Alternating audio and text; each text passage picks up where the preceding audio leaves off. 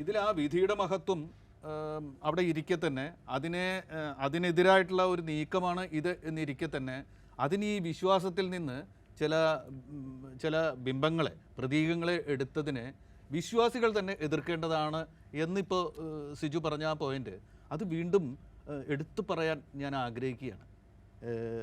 ഈ കൈക്കൂലിയാണ് ഈ കഥയിൽ മോദിയുടെ പുത്തൻ കുചേലവൃത്തത്തിൽ അവർക്ക് കിട്ടിയ കൈക്കൂലിയാണ്, അഴിമതി പണമാണ് അവിൽപ്പൊതിയായിട്ട് മാറുന്നത്.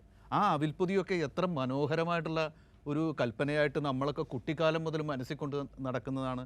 ഉലകീരേഴും നിറഞ്ഞ കൃഷ്ണനെ കാണാൻ പുലർകാലെ പുറപ്പെടാം, അറിഞ്ഞു വല്ലതും കൂടെ തന്നയക്കണം എന്ന് പറഞ്ഞ കുചേലന് ആണ് തെണ്ടിക്കിട്ടിയ ഭിക്ഷ നടത്തി കിട്ടിയ നെല്ലെടുത്ത് കുത്തി അന്ന് രാത്രി അവലാക്കിയിട്ട് അത് കല്ലും നെല്ലും നിറഞ്ഞ ആ പൊതിയാണ് കൊടുത്തയച്ചത്.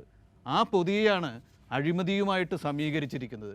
എനിക്ക് തോന്നുന്നു വിശ്വാസികളുടെ പ്രതിഷേധം കൊടുങ്കാറ്റ് പോലെ ഉയരേണ്ട ഒരു പരാമർശമാണ് മോദി നടത്തിയിരിക്കുന്നത് എന്നും പറയാൻ ഞാൻ ആഗ്രഹിക്കുകയാണ്. ഒപ്പം തന്നെ ഇതൊരു പ്രൊപ്പഗാൻഡ ടെക്നിക്കാണ്. എല്ലാ സ്ഥലത്തും ജനവിരുദ്ധർ ഉപയോഗിക്കുന്ന പ്രചാരവേല സങ്കേതമാണിത്. അവരുടെ പ്രിയപ്പെട്ട ആശയങ്ങൾ എടുത്ത് സ്വന്തമാക്കിയിട്ട് അവരിലേക്ക് തന്നെ കൊടുക്കുക എന്ന ഒരു സങ്കേതം. അങ്ങനെ അപകടകരമായ ഒരുപാട് പ്രവണതകൾ ഇതിൽ നിൽക്കുന്നുണ്ട്.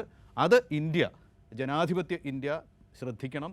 വിശ്വാസികളുടെ ഇന്ത്യ അത് തിരിച്ചറിയണം.